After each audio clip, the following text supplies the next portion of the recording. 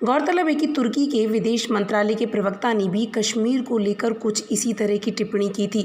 तब भी भारत ने इसे अनुचित कहा था। इसी साल फरवरी महीने में तुर्की के राष्ट्रपति अर्दोआन पाकिस्तान के दौरे पर आए थे और तब उन्होंने पाकिस्तानी संसद को संबोधित करते हुए कहा था कि कश्मीर का मुद्दा जितना अहम पाकिस्तानियों के लिए उतना ही तुर्की के लोगों के लिए भी है।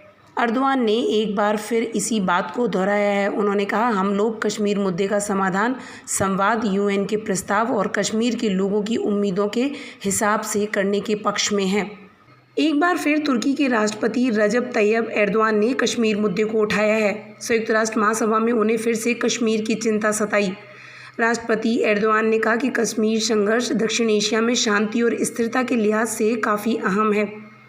यह अब भी एक ज्वलंत मुद्दा है। गौरतलब है कि पाकिस्तान के अलावा कई और देश भी हैं जिन्हें जम्मू कश्मीर की आए दिन चिंता सताती रहती है और वे मध्यस्थता करने के लिए बेताब रहते हैं। जम्मू कश्मीर का विशेष दर्जा खत्म किए जाने के बाद से स्थिति और जटिल हो गई है। तुर्की के राष्ट्रपति को न केवल जम्मू कश्मीर की चिंता सताई बल्कि उन्होंने कहा कि हम कश्मीर मुद्दे को सुलझाने के लिए तैयार हैं। राष्ट्रपति एर्दोआन ने पहले से रिकॉर्डेड बयान में कहा कि संयुक्त राष्ट्र की ओर से बनाए गए फ्रेमवर्क के तहत इस मुद्दे को बातचीत के जरिए सुलझाया जा सकता है। एर्दोआन ने कहा कि विशेष तौर पर कश्मीर के लोगों की उम्मीदों पर खरा उतरा जा सकता है।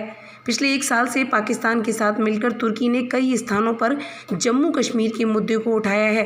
हालांकि हर बार भारत ने अपना पक्ष रखते हुए कहा है कि जम्मू कश्मीर भारत का एक अहम हिस्सा है और इसे आंतरिक तौर पर ही सुलझाया जा सकता है। राष्ट्रपति एर्दोआन के बयान पर भारत ने कड़ी आपत्ति जताई है और करारा जवाब भी दिया है। जम्मू कश्मीर पर दिए गए बयान पर भारत ने तुर्की को जवाब दिया और सलाह देते हुए कहा कि तुर्की को भारत के आंतरिक मामलों में बोलने से बचना चाहिए और डेमोक्रेटिक पार्टियों की समझ को और विकसित करना चाहिए।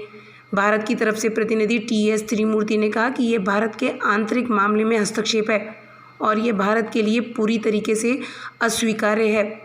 तुर्की को दूसरे देशों की संप्रभुता का सम्मान करना सीखना चाहिए।